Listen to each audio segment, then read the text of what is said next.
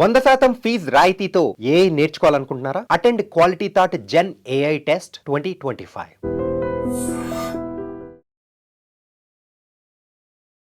Hi hello నమస్తే, welcome back to iDream media. ఈరోజు మనతో ఉన్నారు సర్టిఫైడ్ ఫైనాన్షియల్ ప్లానర్ అయిన రామచంద్రమూర్తి గారు. బడ్జెట్ ఏ విధంగా ఉండబోతుంది అండ్ అలాగే ఈ బడ్జెట్కి సంబంధించి ఎటువంటి కంపెనీస్కి ఎక్కువ వాళ్ళు ఇంపాక్ట్ ఇస్తారు, ఎక్కువ ఫోకస్ చేస్తారు అనేది కూడా తెలుసుకుందాం కేంద్రం. Hi sir. హాయ్ అండి. సార్, ఇది మోడీ అనౌన్స్ చేస్తున్న 3.0లో సెకండ్ బడ్జెట్ అని చెప్పొచ్చు, సెకండ్ ఫుల్ టైం బడ్జెట్ అని చెప్పొచ్చు. ముఖ్యంగా సీతారామన్ గారు ఎటువంటి ట్యాక్సేషన్ తీసుకురావచ్చే ఛాన్సెస్ ఉన్నాయంటారు, ఎటువంటి సెక్టార్స్కి ఎక్కువ ఫోకస్ చేసే ఛాన్సెస్ ఉన్నాయంటారు, కాస్త చెప్తారు? యాక్చువల్గా అండి, ఈసారి ఎక్స్పెక్ట్ చేసేది ఏంటంటే లాస్ట్ 10 years బడ్జెట్లో ఇప్పుడు మోడీ 3.0 గవర్నమెంట్ కాబట్టి వీళ్ళ ఫోకస్ అంతా కూడా ఇంకా అన్ఫినిష్డ్ ఏవైతే ఉన్నాయో అవన్నీ కూడా ఫినిష్ చేసే యాక్టివిటీస్లో ఈ నెక్స్ట్ 3 years ఉండొచ్చు. ఇప్పుడు ఏంటంటే నేను అనుకోవటం, ఈ యొక్క జనరంజకమైన బడ్జెట్ కాకుండా complete focus growth oriented budget అయితే ఇచ్చే అవకాశాలు ఉన్నాయి. ఎందుకంటే ఇప్పుడే స్టార్ట్ అయింది విపరీతంగా. మొన్న లాస్ట్ 2 years నుంచి కూడా మనం ఈ యొక్క యుద్ధాల వల్ల చాలా ఎఫెక్ట్ అయిపోయింది గ్రోత్. అలాగే ఎగుమతులు, ఎక్స్పోర్ట్స్ అన్నీ కూడా మనకి బాగా డ్యామేజ్ అయింది. అలాగే జీడిపి 7 points కన్నా ఫస్ట్ టైం తగ్గింది. సో ఇవన్నీ కూడా గవర్నమెంట్కి ఒక రకమైన రూపీ వాల్యూ బాగా డే బై డే వీక్ అవుతుంది. సో వీటన్నిటికీ ఆన్సర్ అడ్రస్ చేయాల్సిన టైం అయితే ఇప్పుడు ఈ బడ్జెట్లో చూపించాలి. సో దానికి ట్రేడ్ గ్యాప్ డెఫిషియన్సీ తీసుకురావాలంటే కంపల్సరీ ఈ యొక్క ఏంటంటే ఈ రాయితీలు ఇవ్వటం కానీ స్పెషల్గా ఇలాంటివన్నీ బాగా తగ్గించేసి బిజినెస్ ఓరియంటెడ్, గ్రోత్ ఓరియంటెడ్కి అలాగే జాబ్ క్రియేషన్కి ఎక్కువ ఫోకస్ ఇచ్చే అవకాశాలు కనపడుతున్నాయి. సో లాస్ట్ దానికన్నా ఇంకా కొంచెం స్ట్రింజెంట్గా రావచ్చు, ఎఫెక్ట్ అవ్వచ్చు అనేది ఎక్స్పెక్ట్ చేస్తున్నాం. సో దానిలో భాగంగా ఏంటంటే ఇప్పుడు ఇన్ఫ్రాస్ట్రక్చర్ ఇంకా బిల్డ్ చేయాల్సిన పరిస్థితి ఉంది. ఆ తర్వాత ఇక్కడ మన హౌసింగ్ ఏంటంటే ఇప్పుడు చాలామందికి అర్బన్ హౌసింగ్, రూరల్ హౌసింగ్ ఇవ్వటం కానీ, దాని తర్వాత ఏంటంటే ఈ మెయిన్ ఫోకస్ తీసుకొచ్చేది ఎక్స్పోర్ట్స్ గ్రోత్ ఏ రకంగా తీసుకురావటం, అలాగే ఈ యొక్క జాబ్ క్రియేషన్. ఈ 4 ఫ్యాక్టర్స్ ఎక్కువ ఫోకస్ అవుతాయి. మెయిన్ అందులో జాబ్ క్రియేషన్కి బాగా ఇవ్వటం, మేక్ ఇన్ ఇండియా, ఇండియాలో డిజిటల్ ఇండియా కానీ, మేక్ ఇన్ ఇండియా కానీ ఇంకా దాన్ని ఫోకస్ చేయటం.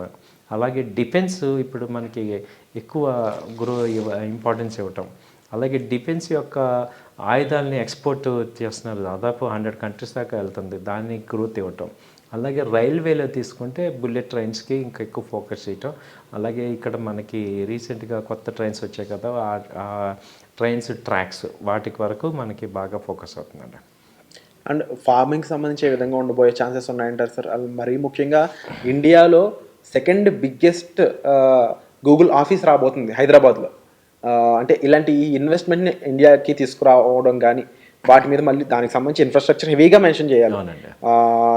అండ్ అలాగే ఈ రెండు కాకుండా మీరు డిఫెన్స్ గురించి చెప్పారు. అండ్ మరీ ముఖ్యంగా ఇప్పుడు పోర్ట్ ఇండస్ట్రీ, ఏపీకి సంబంధించి ఎక్కువ వింటూ ఉంటారు. ఇప్పుడు ఏపీలో పోర్ట్ ఇండస్ట్రీ డెవలప్మెంట్ ఏంటి, ఇలా క్వశ్చన్స్ ఉన్నాయి కొన్ని.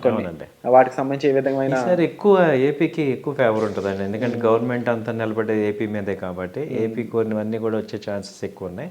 అయితే మనం ఒక్కొక్క రంగాన్ని తీసుకుంటే, ఇప్పుడు ఫస్ట్ వ్యవసాయ రంగం తీసుకుంటే, ఇప్పుడు డ్రోన్స్ని ఎక్కువ వ్యవసాయ రంగంలో తీసుకొచ్చే అవకాశాలు కనపడుతున్నాయి. ఇంతవరకు మనకి ఇండియాలో డ్రోన్స్ అనేవి ఇప్పుడిప్పుడే వస్తున్నాయి, బట్ ఫుల్లీ ఆటోమేటెడ్ డ్రోన్స్ని ఎక్కువ ఉంటాయి కాబట్టి అవి ఏవైతే తయారు చేస్తున్నాయో ఆ కంపెనీలు అనేవి కొంచెం ఫ్లరిష్ అయ్యే ఛాన్సెస్ ఉంది. అలాగే ఇంకా ఏంటంటే ఇంకా అంతకుమించి వ్యవసాయానికి అప్డేట్స్ ఇవి. తర్వాత వచ్చి మనము మ్యానుఫ్యాక్చరింగ్ తీసుకుంటే ఎక్కువ మ్యానుఫ్యాక్చరింగ్కి వచ్చే ఏంటంటే ట్రాన్స్పోర్టేషన్, దానికి ఏంటంటే కంపల్సరీగా ఈ పోర్ట్స్కి సపోర్ట్ ఎక్కువ ఛాన్సెస్ ఉంది. సో నెంబర్ ఆఫ్ పోర్ట్స్ అనేవి ఎక్కువ పెట్టుకోవటం, అలాగే ఆ పోర్ట్స్ రూట్ అన్నీ కూడా హైవే చేయటం కానీ ట్రాన్స్పోర్టేషన్ ఎక్కువ తీసుకొచ్చే ఫోకస్ అయితే ఉంది. సో ఆ కంపెనీస్ ఫ్లోరిష్ అయ్యే అవకాశాలు ఉన్నాయి. తర్వాత ఏంటంటే మనకి ఇంకా ఎక్స్పోర్ట్ ఓరియంటెడ్ వాటికి ఏంటంటే మెయిన్ ఫార్మా ఎక్స్పోర్ట్, మనకి ఐటీ ఫార్మా బాగా ఉంది, వాటి మీద ఎక్కువ ఫోకస్ అయ్యే అవకాశాలు ఉన్నాయి. సో ఫార్మాకి రీసెర్చ్కి కావాల్సిన సపోర్ట్ ఇవ్వటం అనేది జరుగుతుంది. అలాగే ఐటీ కంపెనీస్ కూడా ఎక్స్పోర్ట్ ఓరియంటెడ్ ఆర్టిఫిషియల్ ఇంటెలిజెన్స్ కానీ, ఎడ్యుకేషన్ కానీ ఇవన్నీ ఎక్కువ వచ్చే అవకాశాలు ఉన్నాయి.